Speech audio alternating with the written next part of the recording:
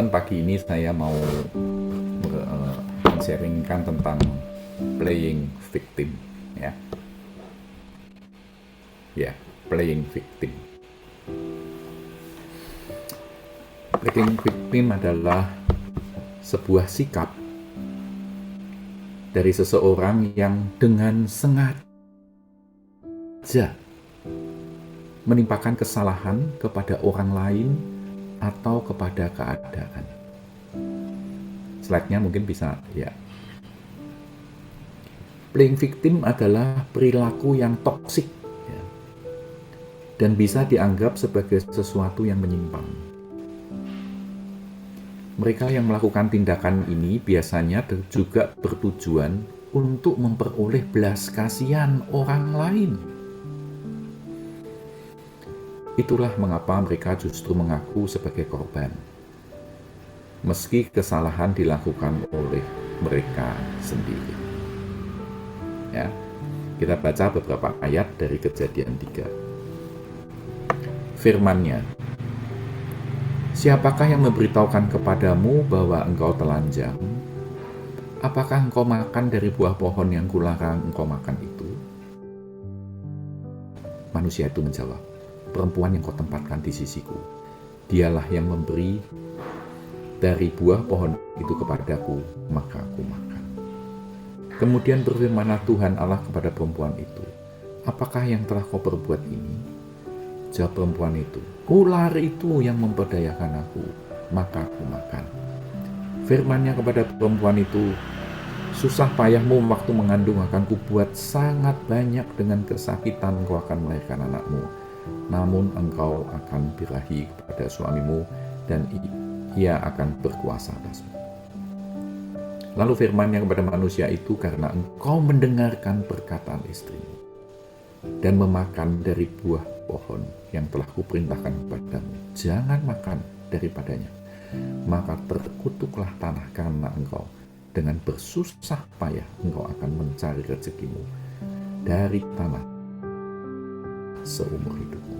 Semak duri dan rumput duri yang akan dihasilkannya bagimu, dan tumbuh-tumbuhan di padang akan menjadi makananmu. Dengan berpeluh engkau akan mencari makananmu sampai engkau kembali lagi menjadi tanah, karena dari situlah engkau diambil, sebab engkau debu dan engkau akan kembali menjadi debu. Teman-teman, dari pembacaan ini, pelajaran apa yang kita dapatkan? Yang pertama, saudara, menyalahkan orang lain atau keadaan. Adam menyalahkan Hawa. Dan Hawa tidak mau kalah, saudara. Dia menyalahkan ular. Contoh ini sangat jelas. Dari nenek moyang kita, ternyata mereka sudah mahir dengan playing victim ini. Padahal teman-teman ya, dulunya ya, saya pengen dong belajar dari yang muda-muda ya. Dari Franky, dari Putra, pakai bahasa-bahasa masa kini ya, yang toksik lah, yang overthinking lah, yang follower lah kemarin ya. Maka saya mengetengahkan tentang playing victim. Ternyata malah playing victim ini sudah ada sejak zaman Adam dan Hawa. Teman-teman, ada juga anak yang menyalahkan orang tuanya. Kenapa tidak memiliki pabrik sehingga aku tinggal ongkang-ongkang kaki uang datang sendiri? Padahal sudah disekolahin sampai sarjana di luar negeri. Dan lain-lain, dan lain-lain. Ada pula yang menyalahkan Tuhan. Kenapa aku dilahirkan di Indonesia, bukan di Amerika? Pokoknya keadaan yang disalahin. Tidak peduli Amerika saat ini juga mengalami hal yang tidak baik. Lucunya, saudara, mungkin Ada orang Amerika yang saat ini melihat kondisi Indonesia maju di bawah Jokowi, malah playing victim juga. Kenapa aku tidak dilahirkan di Indonesia? Ya, itu namanya orang, saudara, menyalahkan aja keadaan sana sini. Pelajaran yang kedua, saudara, seharusnya respons kita yang harus benar, bukan playing victim. Seharusnya respons kita yang harus benar. Saudara, seharusnya Adam itu meyakinkan Hawa supaya tidak makan. Karena Tuhan sudah jelas-jelas berpesan kepada Adam. Dan yang dilarangnya itu tidak banyak, saudara, cuma 1. Kalau 10 gitu ya, mungkin ada yang lupa gitu ya. Tapi ini cuma 1. Dan misalnya ini misalnya, saudara, si Hawa ini ngotot sampai apalah gitu ya, pokoknya ngotot terus. Tapi seharusnya Adam yang sudah diwanti-wanti sama Tuhan, ya jangan maulah. Ini versi liar saya ya teman-teman. Misal Hawa makan, kemudian Adam tetap tidak mau makan. Gampang kan? Tiba-tiba Hawa dibuat raib, Adam dibuat tidur nyenyak lagi dan dibuatkan lagi Hawa edisi terbaru. Ya, ini versi saya. Ya. Sayang, respon Adam tidak seperti itu. Sehingga keduanya diusir dari Taman Eden dan dari hadirat Allah. Teman-teman, dalam hidup ini banyak kali kita juga dihadapkan dengan pilihan-pilihan. Hati-hati dengan respons kita. Respons kita sangat menentukan hasil. Yang ketiga, saudara, kita harus bisa mensolusikan dengan benar. Seringkali ada 2 komponen utama untuk menyikapi suatu masalah. Yang pertama itu pikiran. Pikiran ini langsung menimbang-nimbang. Kalau ada masalah, kira-kira benar yang mana? Kalau aku ambil penyelesaian A, kira-kira bagaimana?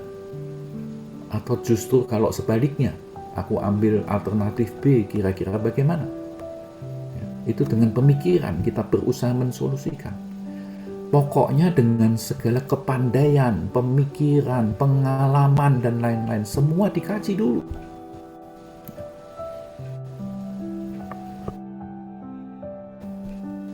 Tapi maaf, kadang kalah cepat dengan perasaan. Pemikiran kita kalah cepat. Karena perasaan itu paling mudah tersulut. Perasaan kita langsung bisa bereaksi lebih cepat dan spontan. Ya. Panas, emosi, dan ngawur. Tidak pikir panjang. Yang penting gas. Ya. Maaf, saya banyak melihat stikernya Pak Tim. Banyak gas. Dari gambar LPG yang dilempar sampai motor yang lari kenceng, pokoknya tulisannya gaspol gitu ya. Benar, saudara.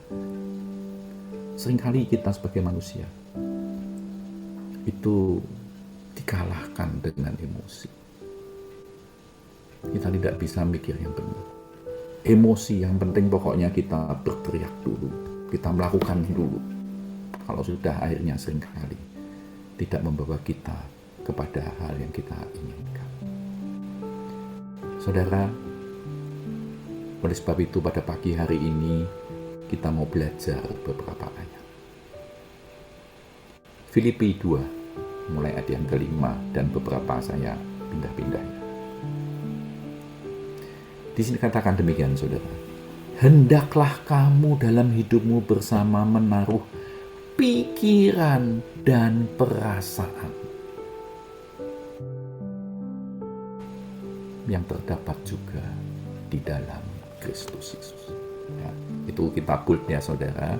Jadi pikiran dan perasaan ini, dua-duanya ini seringkali mendominasi kita.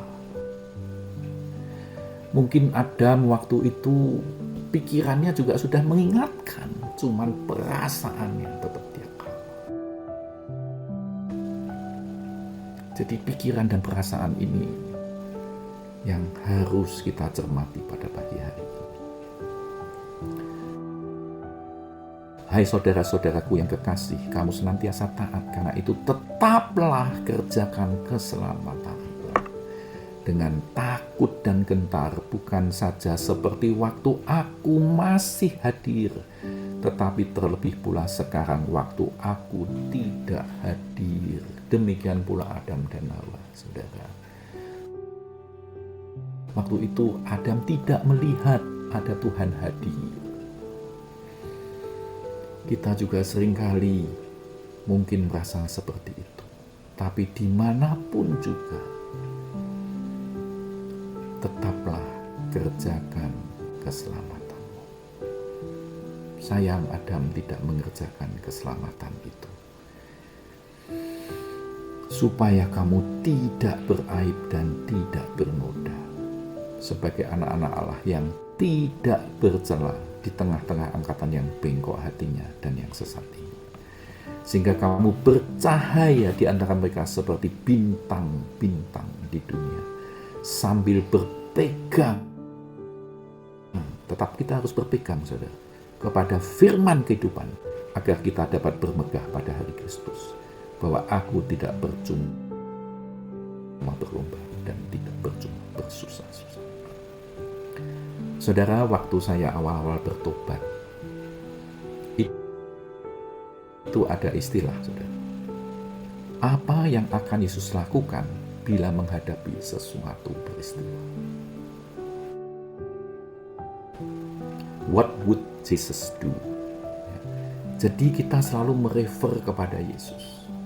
Kalau kita sedang menghadapi seperti ini, kita berpikir, kira-kira kalau Yesus sedang menghadapi seperti ini, apa yang dia lakukan?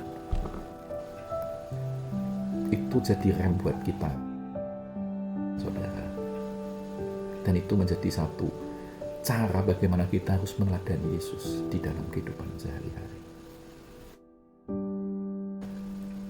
Supaya apa, saudara? Supaya kita kedapatan tidak beraib dan tidak bercela sebagai anak Allah yang bercahaya seperti bintang-bintang, supaya kita tidak mudah jatuh. Saudara, saya juga ingin mengetengahkan satu tokoh Alkitab. Apa yang dia lakukan setelah dia diingatkan akan pelanggaran yang dia lakukan? Ya, Daud. Saudara, Daud ini luar biasa.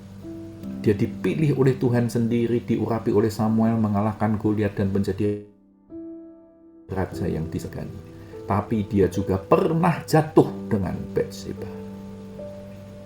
Nah, saya mau bacakan saudara, bagaimana pengakuan Daud waktu dia dikonfrontasikan oleh Nabi Nathan terhadap dosa.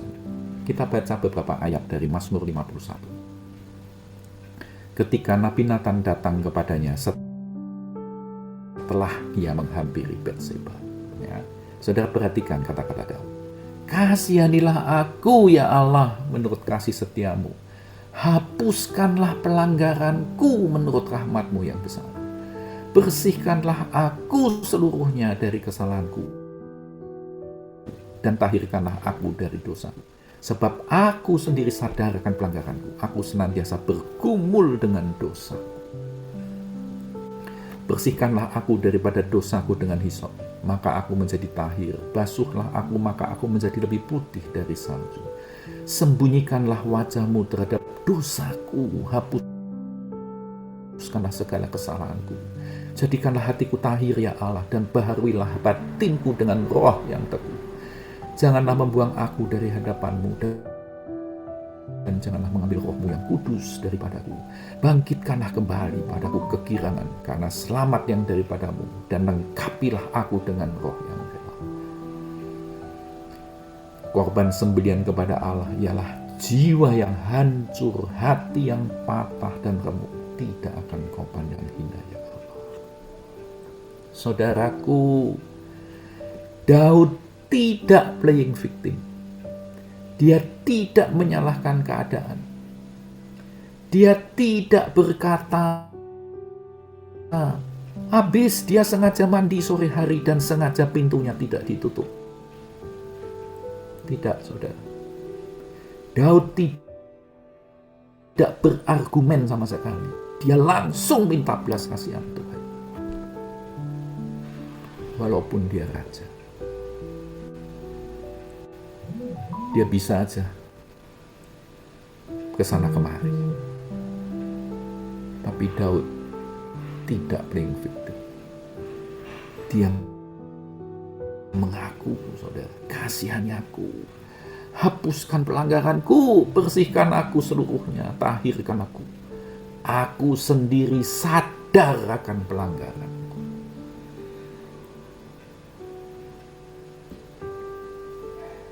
Kesimpulan, saudara,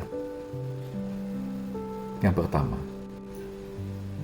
harus hati-hati menentukan pilihan-pilihan dalam hidup.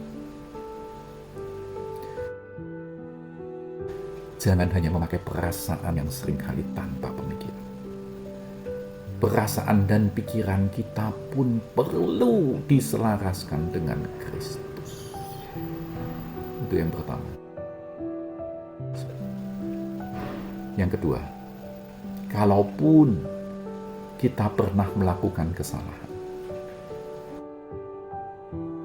akui dan minta pemulihan dari Tuhan. Jangan berargumen yang boten-boten, ya saudara, yang dibuat-buat supaya usaha kita untuk flee daripada itu. Tidak perlu playing victim, karena yang bersalah adalah kita sendiri.